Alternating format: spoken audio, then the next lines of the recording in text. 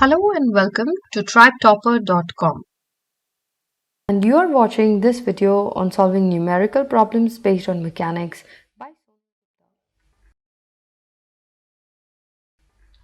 So we have a question which says a car of mass 1000 kg accelerates on a straight, flat, horizontal road with an acceleration of 0.3 meter per second square. The driving force F acts on the car and it is opposed by a resistive force of 500 Newton. The net force or the resultant force on the car is how much? Now, what you have to take care is that there are two forces acting on the car. One towards left, which is the driving force, that is F, right? And the other one is the resistive force, which is 500 Newton. So let's solve this out. Again, the concept of balanced and unbalanced forces.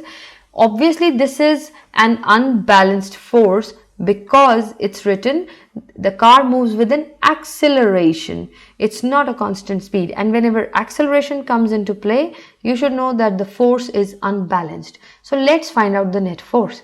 So we will say that force towards right, force to the right is 500 Newton, which is given to be the resistive force, and force to the left is F.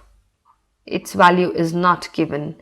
Now, we know that if the forces are unbalanced, then my equation would be that the force to the right, because my force to the left is dominant as I can see here, so we will actually write force to the left first. So we will say force to the left minus force to the right, because dominant force is towards left. So that is equal to the F net. And by equation of motion, that is equal to mass times acceleration.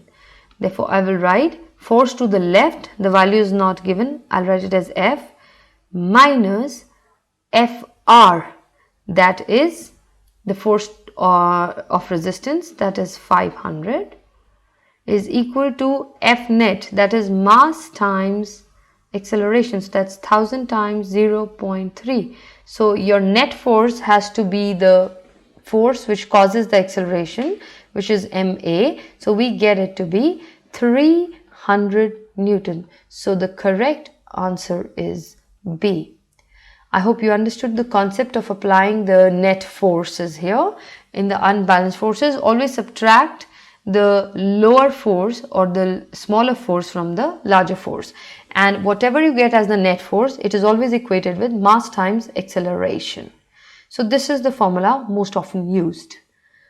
Thank you for watching. I hope you understood and you found it helpful.